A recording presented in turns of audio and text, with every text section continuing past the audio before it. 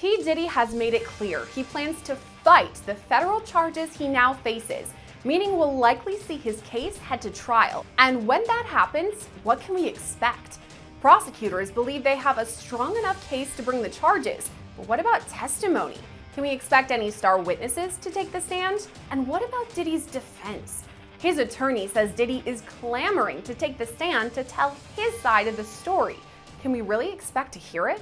We're breaking it all down with legal analyst and attorney Dina Saig-Dahl. I'm Gillespie, and this is Law&Crime News. It's been nearly 1 year since P. Diddy's initial fall from grace, when a series of civil lawsuits blew the lid off his alleged criminal enterprise. It all started with Diddy's ex-girlfriend, Cassandra Ventura, known professionally as the singer Cassie. Cassie's lawsuit laid out some bombshell allegations against the once beloved music icon, claiming that over the course of their years-long relationship, Diddy physically, verbally, and sexually assaulted Cassie. Her lawsuit gave harrowing examples, saying Diddy forced her to carry illegal firearms, beat her so severely she had to hide out for days at a time to let the bruises heal, and even that Diddy forced her to have sex with prostitutes after drugging her.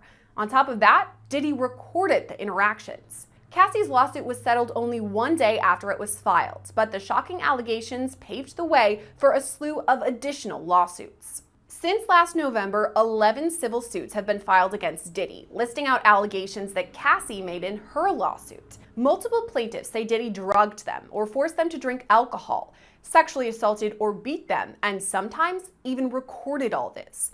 The civil suits make clear none of this was consensual. Diddy's former producer Rodney Jones, known professionally as Lil Rod, made some of these same accusations and argued his allegations can be proven with audio and video recordings. All this is likely what led to the federal raids on 2 of Diddy's homes in Los Angeles and Miami on March 25th of this year. That's really when we first got an inkling that something big was coming. And nearly 6 months later, here we are. P. Diddy facing multiple federal sex crimes charges, including racketeering conspiracy, sex trafficking by force, fraud, or coercion, and transportation to engage in prostitution.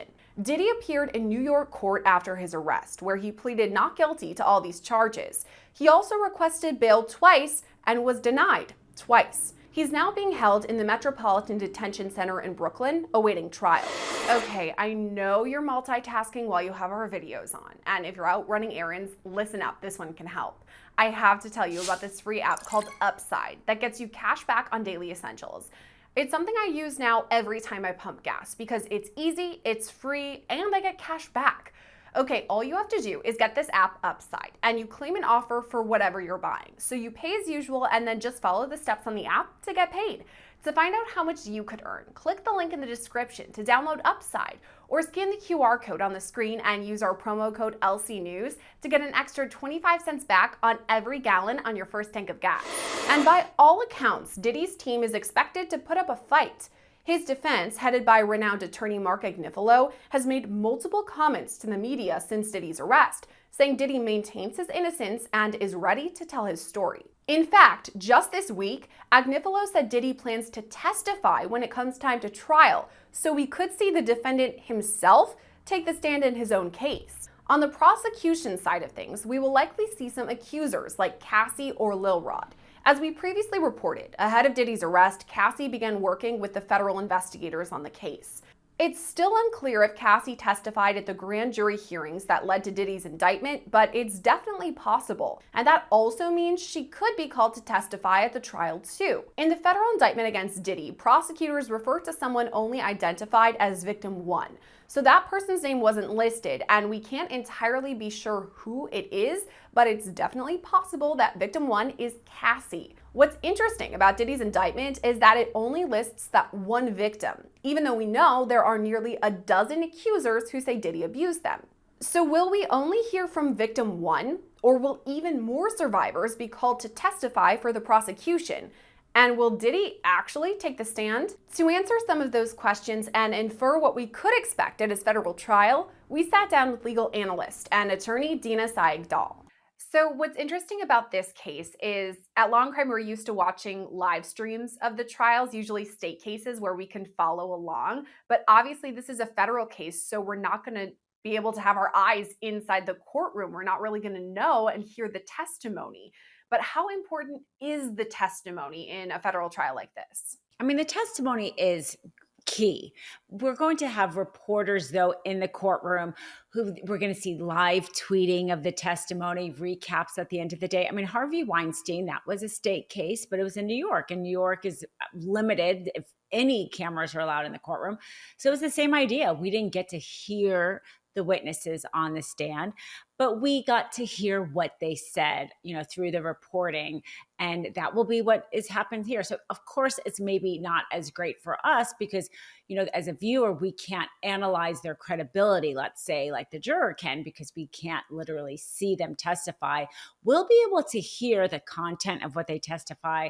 The court may also make public quickly the transcripts of what the witnesses said in order to keep people informed. That's what happened during the Trump criminal trial. They posted the transcripts fairly quickly. So we will get a sense of what is said, but it does take it away when we don't get to see it in the moment and really honestly decide for ourselves what we think of that witness or another witness. We're still so early on because Diddy was just arrested last week. We don't even have a trial date, so it's all speculation for now. But he has pleaded not guilty and says he plans to move forward to trial. And that kind of gets the wheels spinning, thinking what's going to happen. And of course, you just mentioned witness testimony is so vital. So let's start with the prosecution side of things. Who do you think would be someone very important for them to call a star witness, perhaps? Well, it's interesting. Just today we heard from P. Diddy's attorney saying that he is going to testify at the trial, which would be huge news. If in fact he does testify, he would be the star. If the defendant ever testifies, the whole trial really comes down to their testimony, because at the end of the day, how credible is he? And is the jury going to buy his story or not? That's what the trial comes down to. And all the other witnesses become less important. Whether or not that is just posturing on the attorney's side, trying to maybe change the PR narrative around it, or whether or not that will actually happen, we'll wait and see. But the defense attorney is saying that his client is clamoring to testify. He wants to tell a story that is a story of love and heartbreak, clearly trying to change people's opinions around this case. But if he does end up testifying, which really every lawyer would advise against something like that, especially in this kind of a case. But if he does, he will be far and away the witness that the jurors most care about. Obviously, it's going to be up to Diddy himself whether he will testify. But hearing from his attorney, it sounds like Diddy wants to testify, not just his attorney wanting him to testify.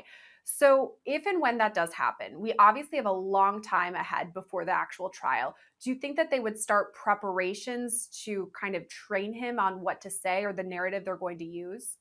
On the one hand, it is helpful if they clearly have a client that wants to testify and they know this so far in advance, they can shape their entire defense around the context of him testifying and kind of build that narrative that they want to tell the jurors and know what he's going to be testifying to and include that, let's say, in their defense, their opening.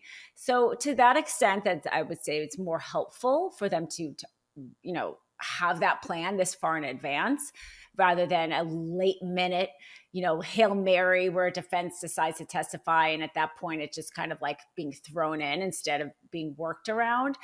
But I'm not convinced that it's a true statement and not a PR statement. I mean, he's a very famous person, obviously, and he is having more than one trial. He's having a trial of public opinion.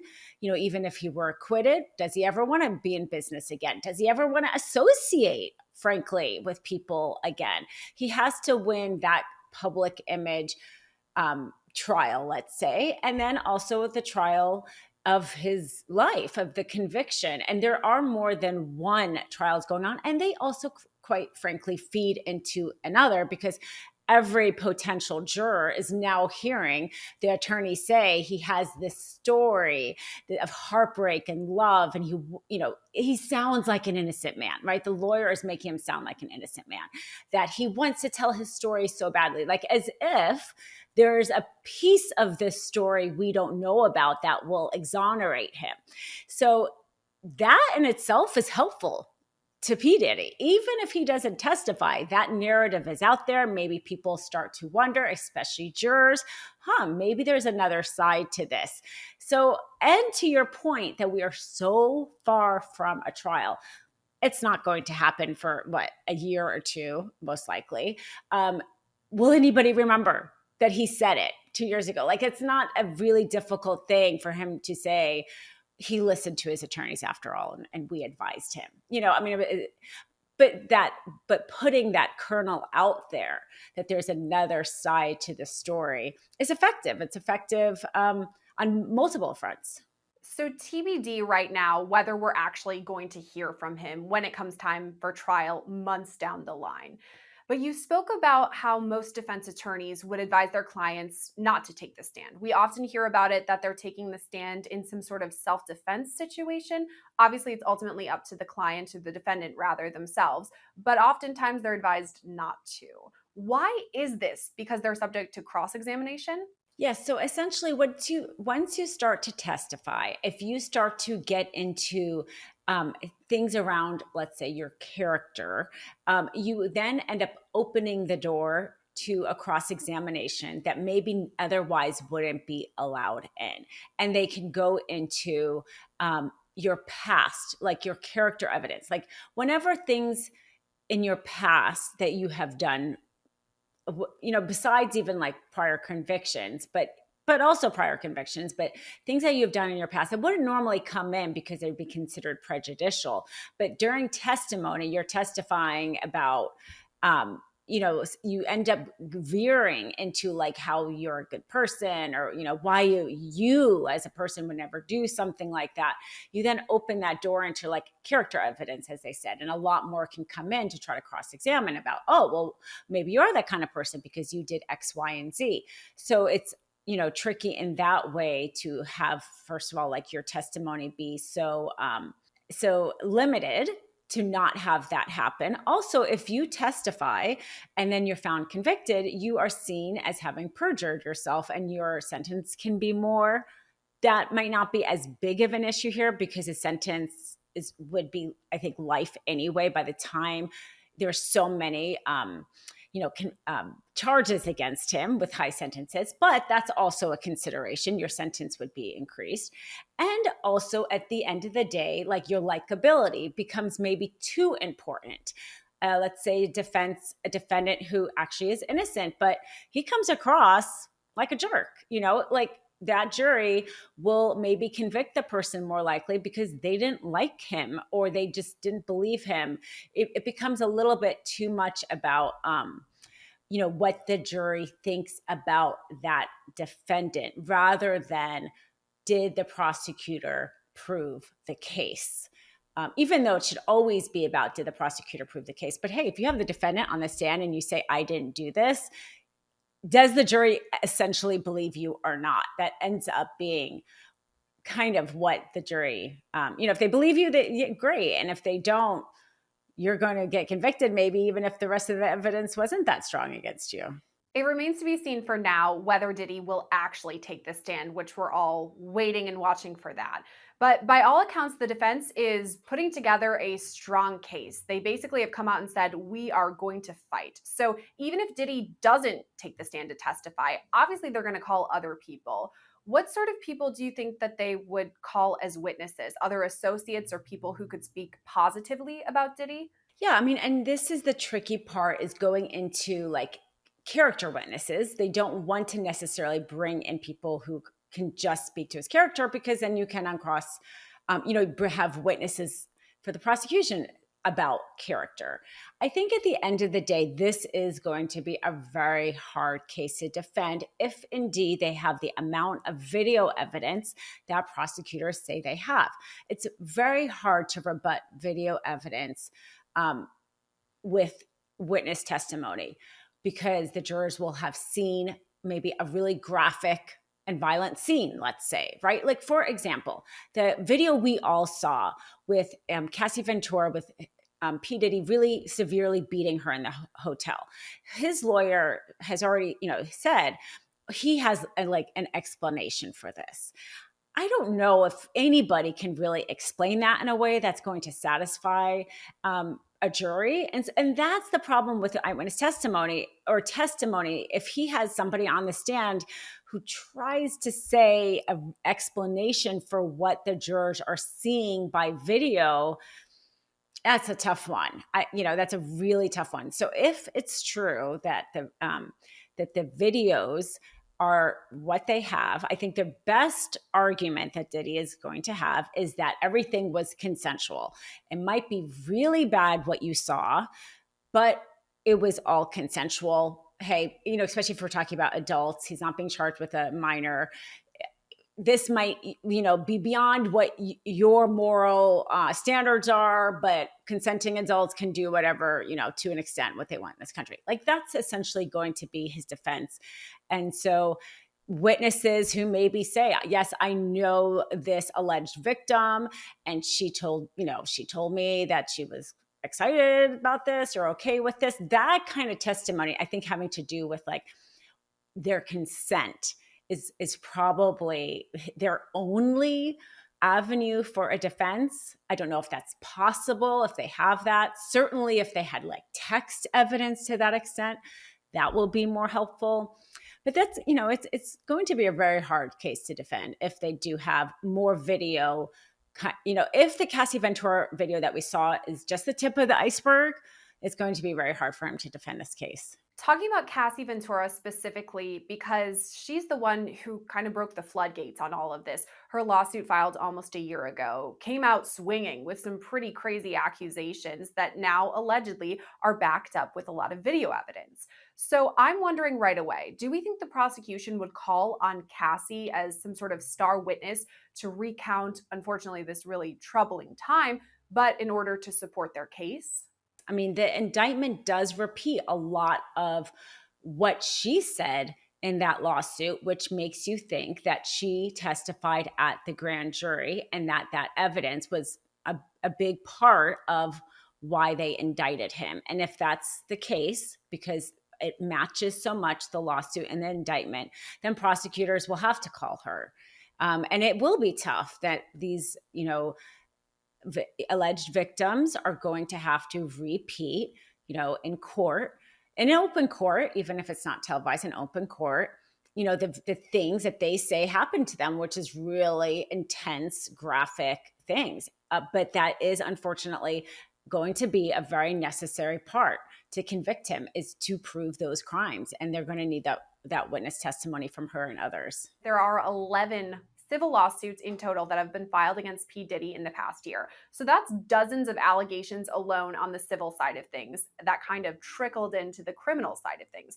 So we're assuming that Cassie is going to take this stand. But what about these other accusers or survivors? Do you think multiple of them will be called to testify? It depends how many of the victims are actually part of the crime that they're charging, and how many of the 11 are going to just be testifying to this kind of like pattern of abuse that he had. So that we will kind of have to still wait and see. But there, if they end up only including one or two, I don't think you'll have like 8 additional witnesses.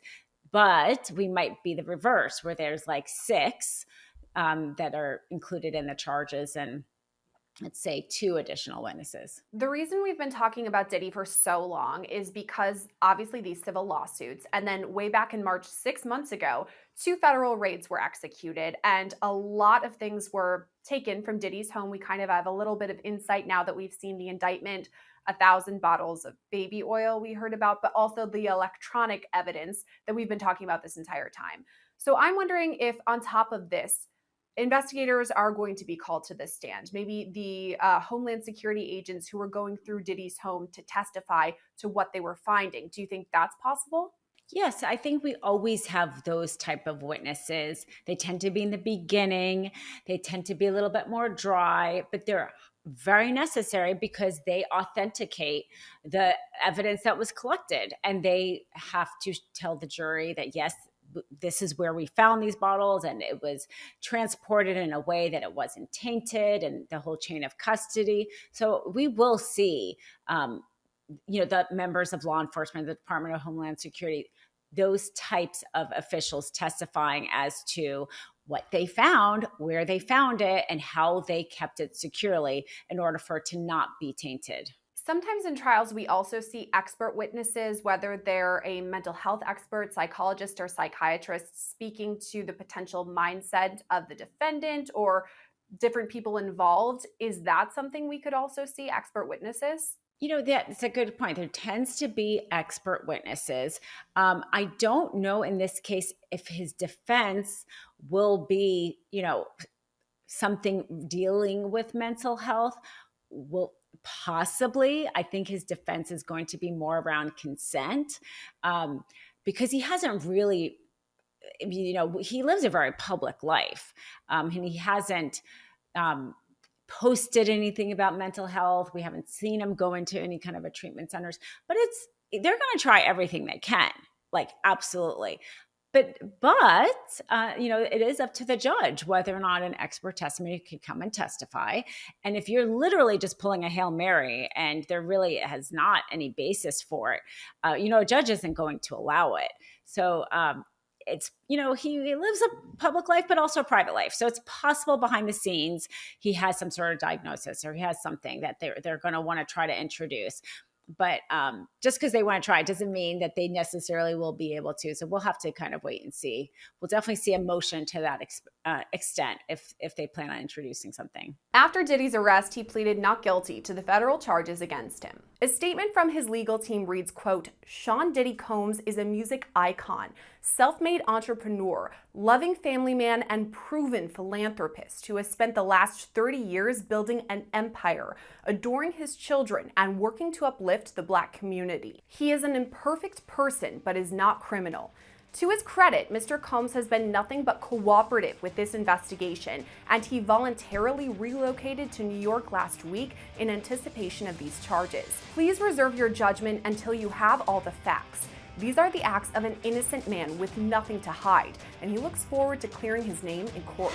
Diddy is expected back in court on October 9th. We'll bring you the updates then, and of course, whatever develops before that next hearing. Reporting for Law&Crime, I'm Gillespie.